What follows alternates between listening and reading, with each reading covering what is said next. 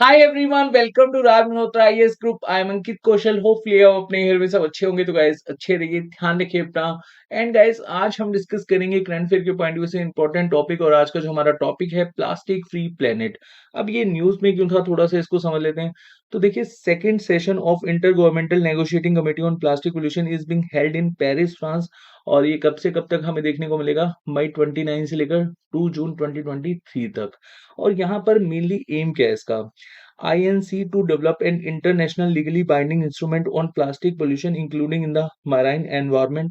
अब देखिए, ऐसा कहा जा रहा है कि 2024 तक यहाँ पर एक इंटरनेशनल लीगली बाइंडिंग इंस्ट्रूमेंट हमें देखने को मिलेगा, जो कि प्लास्टिक पोल्यूशन को बहुत ही ज़्यादा रिड्यूस कर देगा।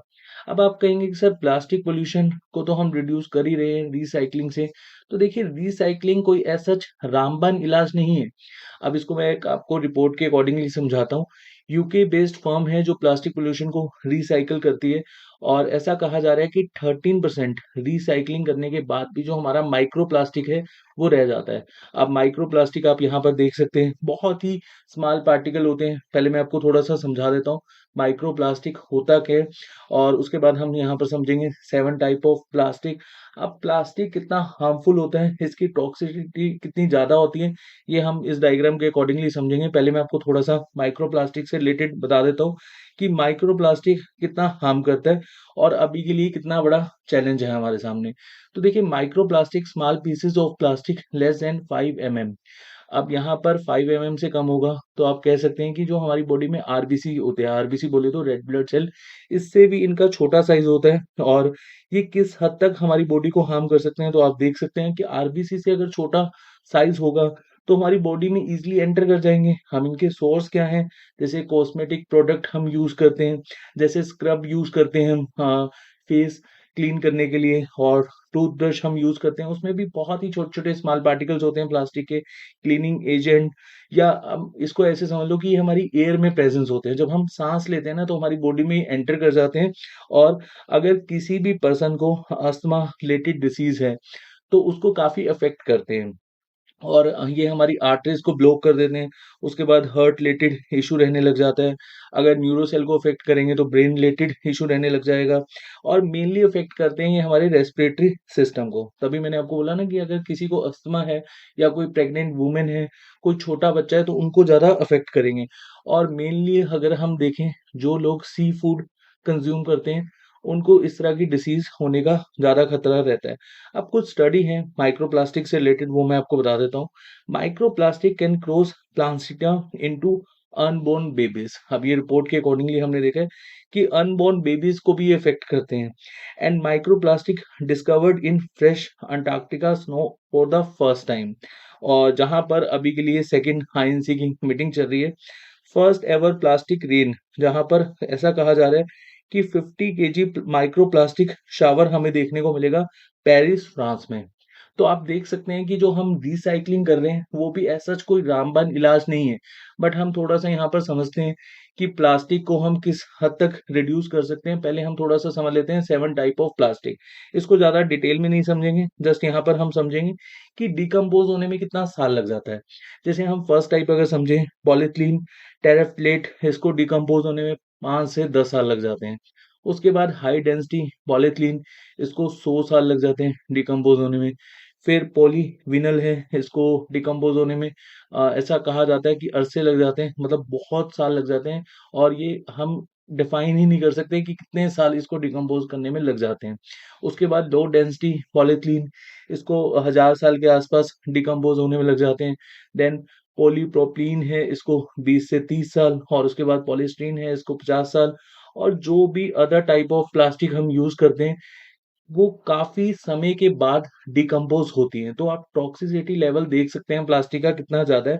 और प्लास्टिक को हम बेसिकली यूज़ करते हैं क्यों? क्योंकि काफ़ी लो कॉस्ट होती है और ईज़िली अवेलेबल है। और अभी के लिए जो यहाँ पर हमें सेकंड आईएनसी की मीटिंग देखने को मिल रही है, और इसमें 55 नेशन का कोलिशन है।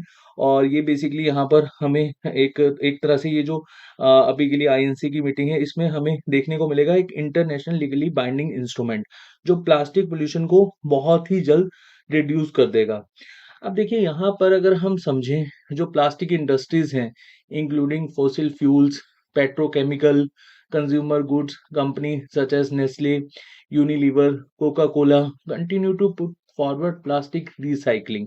लेकिन रिसाइकलिंग भी कहीं हद तक प्रॉपर वे में प्लास्टिक को खत्म नहीं करता।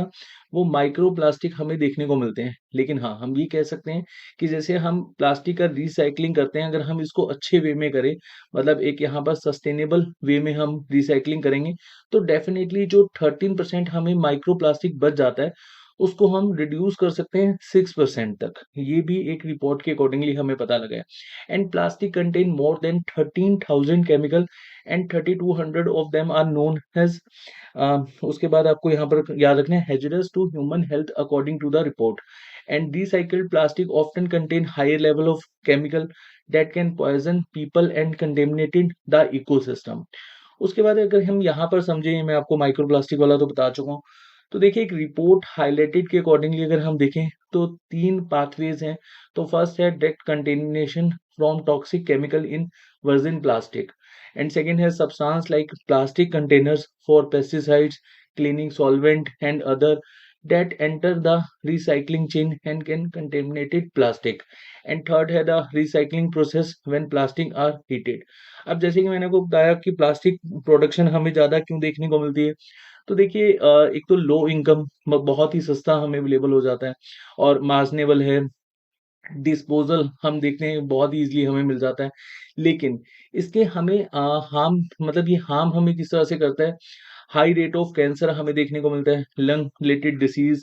अब जैसे कि मैंने आपको बताया था ना कि रेस्पिरेटरी सिस्टम को ये ज़्यादा अफ़ेक्ट करता है।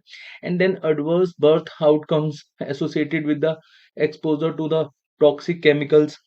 उसके बाद अगर हम यहाँ पर देखें, जो बेसिकली प्लास्टिक हम रिसाइकिल कर रहे हैं और रिसाइकिल करने के बाद अगर कहीं पर कोई कंट्री ई वेस्ट प्लास्टिक को होल्ड कर लेती है, तो उससे हमें फायर का होने के चांसेस बढ़ जाते हैं। यहाँ पर आप देखिए, एक survey in the united state and Canada इन 2022 found a record 390 fires in plastic recycling and waste facility. और अगर हम 12 मंथ का रिकॉर्ड देखें, तो हमें काफ़ी ज़्यादा फायर देखने को मिली है plastic recycling facility in Australia, Canada, Ghana, Russia, southern Taiwan island, United kingdom, Florida, India and north जो हमारे यूनाइटेड स्टेट वाला रीजन है। उसके बाद अगर हम यहाँ पर समझें कि हम इसको रिड्यूस कैसे कर सकते हैं, तो एक सिंपल और सरल उपाय है कि हम प्लास्टिक जो प्रोडक्शन है उसको बिल्कुल धीरे-धीरे खत्म ही कर दें। पहले हम उसको रिड्यूस करें, फिर हम एक लॉन्ग टर्म प्लान के साथ जाएँ कि इस साल तक हमारा जो प्लास्टिक प्रोडक्शन है वो बिल्कुल खत्म हो जाए। और उसके बाद ही कहीं हद तक, कई सालों के बाद जाकर हम प्लास्टिक पॉल्यूशन को खत्म कर पाएँगे, क्योंकि इसको डिकम्पोज़ होने में काफ़ी टाइम लगता है। अभी के लिए जो हमारी डिपेंडेंसी है, जो हम नॉर्मल प्लास्टिक यूज़ करते हैं, जैसे आपने बॉटल्स देखी होंगी प्लास्टिक की, तो 50% जो हमारी प्लास्टिक है, उसको डिकम्पोज़ होने में काफ़ी साल लग जाएँगे। तो अभी भी अगर हम इसको बैन करेंगे या इसका जो प्रोडक्शन है उसको रोकेंगे, तब भी हमें काफ़ी लंबे समय तक वेट करना होगा कि हम जो प्लास्टिक से रिलेटेड पॉल्यूशन है उसको खत्म कर पाएँगे। The organization for economic cooperation and development estimate that only 9% of plastic waste is recycled globally. तो ये भी एक बहुत बड़ा हमारे लिए चैलेंज है कि अभी के लिए सिर्फ हम 9% ही प्लास्टिक वेस्ट को रिसाइकिल कर पा रहे हैं। और ये सिचुएशन इतनी ज़्यादा वर्स हो जाएगी अगर हम यहाँ पर प्रोडक्शन नहीं रोकेंगे, तो आप देख सकते हैं कि ट्रिपल हमें यहाँ पर चांसेस हैं प्लास्टिक प्रोडक्शन के साथ-साथ प्लास्टिक पॉल्यूशन के होने के।